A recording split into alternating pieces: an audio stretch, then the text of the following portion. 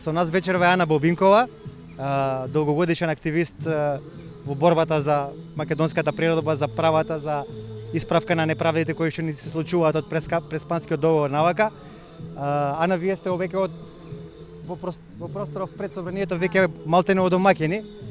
Бевте тука присутни со шаторите повеќе од 6 месеци година дена чинам. Додека да ни ги срушат минатата, всушност во јануари на Василица и ни го срушија кампусот. Тој кампус беше олицетворение на таа континуирана борба за слобода и во овој момент, бидејќи ние ова територија овдека ја викаме слободна територија Македонија, со оглед на тоа што сме во една окупаторска диктатура и тоа е видно затоа што се прави против волјата на народот и на тој начин, значи, тие окупатори или диктатот кој што го дават на оваа нелегитимна власт, всушност ја разнебитуваат и уништуваат и државата и го бришат народот. И поради тоа, значи, на овој ден на 126 годишнината од формирањето на Македонската револуционерна организација, значи наш завет и амане треба да биде и тоа како, значи, враќање на тој насилно одземен суверенитет, зашто всушност под кое мото почнаа тие нашите први протести тука пред собранието во 2017 година, точно пред 8 септември продолживме и сега уште посилно ќе продолжиме, бидејќи имаме во нашите раце уште еден наш темел кој што ние сами си го освоивме, а тоа е, нели, за нив неуспешниот, а за нас успешен бојкот на референдумот од 30 септември. И сите наши барања понатаму ќе ги продолжиме за да се спроведе таа волја, нели, на македонскиот народ, а со тоа и да се врати, односно да се прогласи за невалидно, бидејќи така е ништовна Преспанскиот договор, а кој што е врзан, односно е услов за влезот во ЕУ и НАТО, и во однос на тоа дека сега сите брзаат и таа нелегитимна власт и тие што се спремаат да излезат на избори, на некој начин ќе дадат легитимитет на таа нелегитимна политика и на власта, и ние гледаме како народ врз основа на сите наши досегашни иницијативи кои што ги превземавме, а во кои учествувавме сите родолюби, значи ние поминавме и се знаеме меѓу себе од здружени, од поединци, од политички партии кои што навистина се вложија во тоа да бидат, да останат на линијата на одбраната.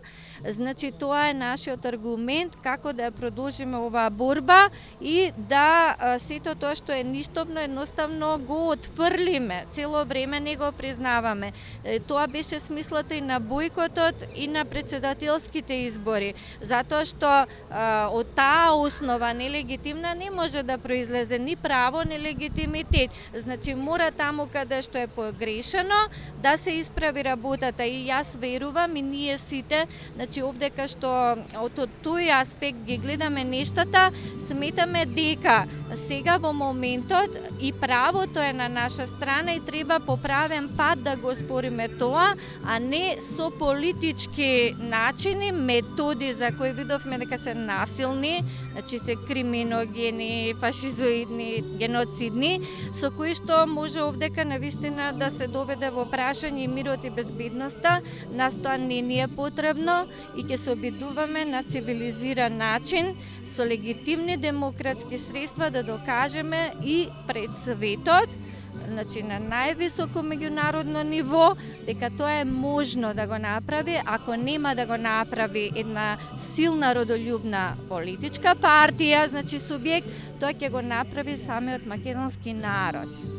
Значи тоа е нашата заложба и тоа е нашата судбина на оваа генерација македонци што си ја сакаат својата земја и државата. Бојкотот за референдумот и подоцна за претседателските избори имаше логика и смисла, затоа што имаше поставено цензус или праг кој требаше да се помине, да се надмине. Но сега, знаеме, во одредниве парламентарни избори се распишани за 14 април. Веќе нема праг цензус кој што треба да се надмине. Така да, што мислите вие? Дали е паметно сите родолюбиви организации и здруженија од кои дела и вашата да се здружат, да направат една заедничка листа, коалиција, да излезат на избори? Очигледно е дека на народот веќе му треба една алтернатива. Дали мислите дека може да се на тој начин действува, да се влезе во собранието легално и од таму да се исцрпи, да се продолжи борбата за враќање на се што оваа сегашна влада и гарнитура успеа да го сруши? Да, јас сметам дека тоа е прашање на кое што треба сите да се насочиме и можно е тоа. Меѓутоа, за тоа да се премине на тоа решение, треба да има претходни предуслови, значи кои што треба народот да каже, македонските родолюби да кажат под кои услови и кога ќе се планираат такви избори и кој ќе ги организира, значи, а не како до сега. Значи, ние нешто што сме пропуштиле, што требаше опозицијата да го направи, нели, на предходните избори, да бойкотира. Значи, јасно, да излезе од парламентот, да не даде можност воопшто ова нелегитимна власт нешто да одлучува, значи тоа го пропуштивме сега точно, бидејќи нема цензус, ако се бойкотира, пак тие ќе бидат.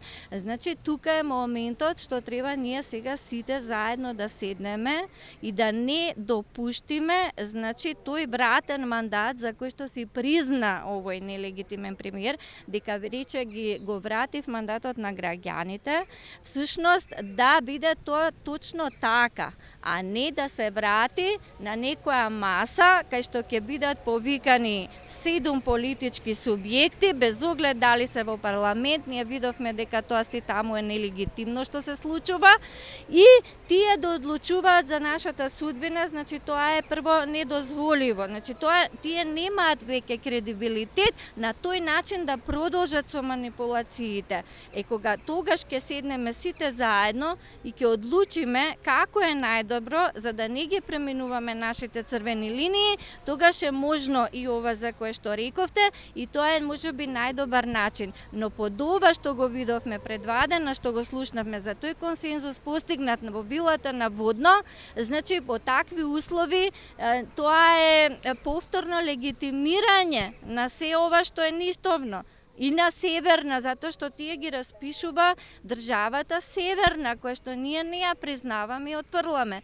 Значи, тука е моментот на кој што треба да се насочиме. И мислам дека од тој самосвесен родолюбен дел на македонскиот народ ќе произлезе и решението. Меѓутоа, тоа треба да биде на вистина, како што рековте, од сите родолюбни сили. Еден или две-три партии или здруженија не можат ништо повеќе да направат, затоа што имаме работа со здружено баш едно ненародно, значи здружување против народот и државата.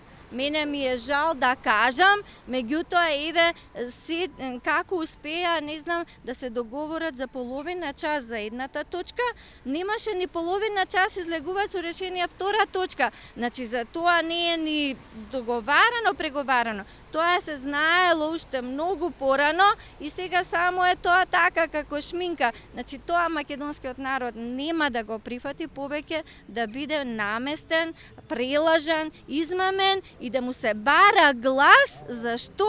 За да се само уништи. Повеќе доверба не даваме, ниту глас. Ќе има начин како да се уреди тоа, ете нека мислат стручњаците, бидејќи тие до сега покомотно се чувствуваат, значи сега барем нека превземат нешто за да го регулираат тоа. А народот до сега се покажа оставен сам, значи се покажа најголемиот бранител на Македонија.